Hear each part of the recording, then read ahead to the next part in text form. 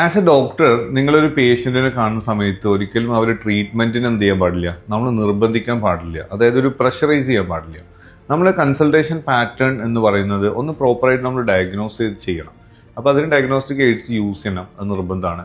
അതുപോലെ എന്തുകൊണ്ട് ആ രോഗം വന്നു എന്നുള്ളത് ഏതൊരു പേഷ്യന്റിനും പറഞ്ഞ് മനസ്സിലാക്കി കൊടുക്കുക എന്നുള്ളത് as A health care professional നമ്മുടെ റെസ്പോൺസിബിലിറ്റിയാണ്.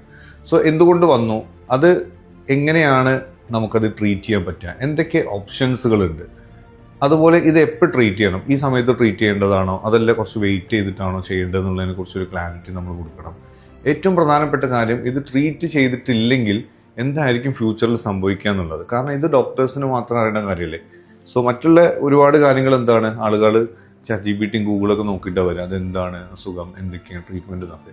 പക്ഷേ ഇതെപ്പോഴാണ് ഇത് കംപ്ലീറ്റ് ആയിട്ട് മാറുക, അതല്ലെങ്കിൽ ഇത് ട്രീറ്റ് ചെയ്തിട്ടില്ലെങ്കിൽ എത്രത്തോളം മോശപ്പെട്ട അവസ്ഥയിലേക്ക് ഇത് പോകും എന്നുള്ളത് ഒരു ഡോക്ടറെ സംബന്ധിച്ചിടത്തോളം പേഷ്യൻസിന് പറഞ്ഞ് മനസ്സിലാക്കി കൊടുക്കൽ എന്താണ് വളരെ പ്രധാനപ്പെട്ട കാര്യമാണ്.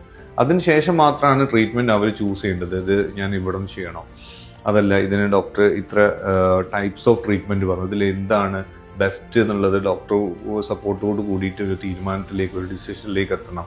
ഇതൊക്കെ നമ്മൾ പ്രാക്ടീസിൽ ഏതൊരു ഡോക്ടേഴ്സും ശ്രദ്ധിക്കേണ്ട കാര്യങ്ങളാണ്. So thank you so much. ഞാൻ doctor Musafir from dental CEO Kerala.